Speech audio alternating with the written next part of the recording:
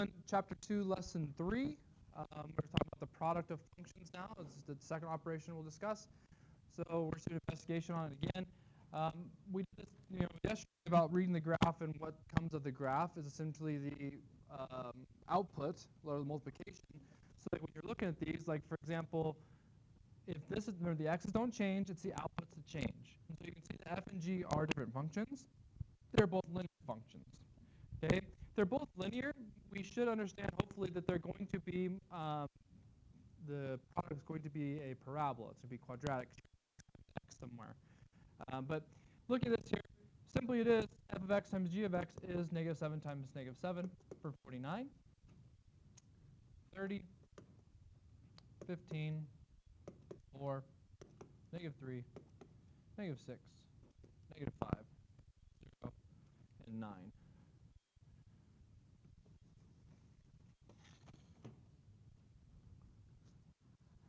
Okay, it says plot the points from the table which on the grid, and then sketch it. So down here you can see it. I can't right now. We're going to plot these if we can. We can't do 49, can't do 30. So -2 is at 15, right there. -1's at 4, right there. 0's at -3, right there. 1's at one's at -6, right there. 2's at -5, 3's at 0, and 4 is at 9. And so you can see the bend took place. So roughly it's coming down, something like that. Okay, so you have a parabola output from your product of that function.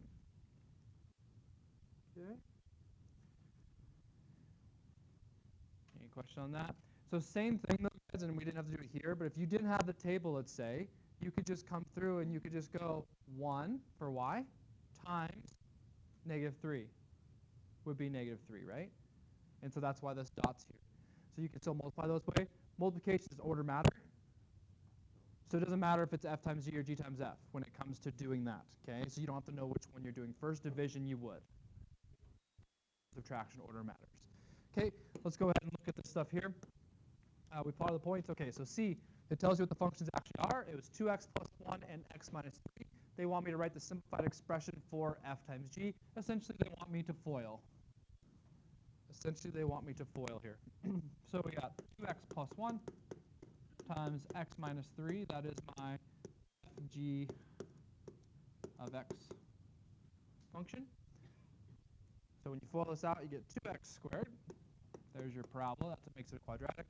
I have a -6x and a positive x for a -5x, and then -3 when I FOIL that out. So there's your expression. Okay. Again, we're going to kind of gloss over the d. Like you can go in your graph calculator and take a look at the functions if you'd like. We're not going to do that for the time right now. I don't think that part is super helpful in this point. The domain of f times g. So what's the domain of the parabola? XER, right? Just like the lines is XER, it stays XER in this case. So remember, this is set builder notation. Okay, this is important for the diploma that you have the right notation. Okay, that's XER. And then I want to say calculate the value of ft of 8 in 2 different ways. So 2 different ways would be, it was 8 on our chart. No, 8 was on our chart. So 2 different ways would be, can we see 8? Nope, we can't use the graph at all. Okay, so the 2 different ways then would be, we can find f of 8 and times it times g of 8. You can do it in pieces, or you can do the simplified function of 8. So the one we just made here. So we'll do both ways. So this would be 2 times 8 squared minus 5 times 8 minus 3. So we have 64 times 2, 128, minus 40 for 88, minus 3 for 85. 85. Okay, if we do it in pieces, so f of g was, f of 8 would be 2x plus 1. So that'd be 2 times 8 plus 1. times 8 minus 3. Okay, 2 times 8 is 16, plus 1 is 17, times 8 minus 3 for 5, which also gives you 85. Those are two different ways of calculating what fg of 8 is. Okay. Complete a statement. In this investigation, the product of two functions whose graph or straight lines is a quadratic function.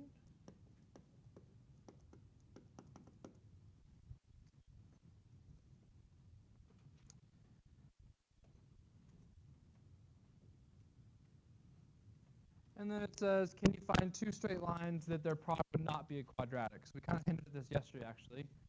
But what were two things that are straight lines, the product would not be a quadratic?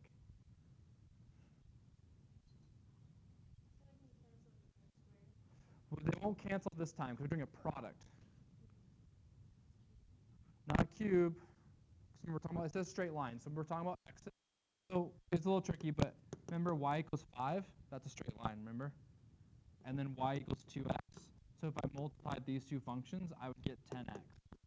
So if you had a constant line, that's the flat line, then you would not have a quadratic. That's the only time. Okay? Because that's the only way you get something without an x in it, right? All right. So yeah, only when one of your lines is a constant line. That's a flat line. 8. Right. A flat line. That doesn't have a slope. Yeah. It's kind of, really, it's not a big thing for right now. Okay, so consider the functions. F of x is 3 root x minus 2, and g of x is root x minus 5. It's a little bit messy here because we have some radicals. So we're going to do f minus g and f times g. We're going to find f minus g of 16, and f times g of 49. Okay, so first off, we want to go ahead and do these. So 3 root x minus 2, and we're going to subtract the group root x minus 5. It's important to say group of, so you make sure you don't miss any minus and minuses, which you would here if you didn't. Okay, back to math 20. 3 root x minus 1 root x, we can do that. Those are the same index and radicand, so we can go ahead and call that 2 root x.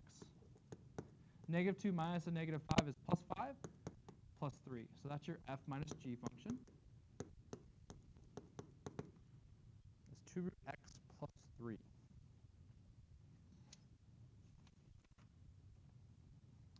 Okay, let's just stay with this one. Let's just do down here for part B.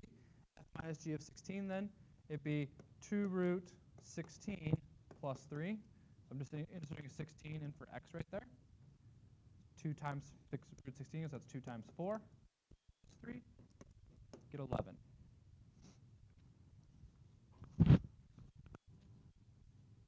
Okay. Now for part 2, unfortunately, or however you want to say it, we do have to FOIL that messy stuff because we have a binomial times binomial. So we have to go 3 root x minus 2 times root x minus 5. Okay. So 3 root x times root x is just 3x. 3 root x times negative 5 is negative 15 root x. Negative 2 times root x is negative 2 root x. And negative 2 times negative 5 is positive 10. And so our simplified expression would be 3x minus 17 root x plus 10.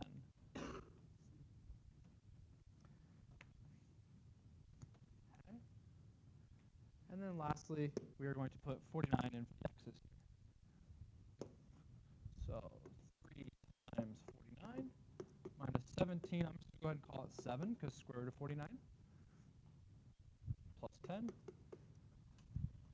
All right, when you calculate that one, you will get 38. Okay, so FG of 49 is 38 in this case. All right, so that's all for lesson 3.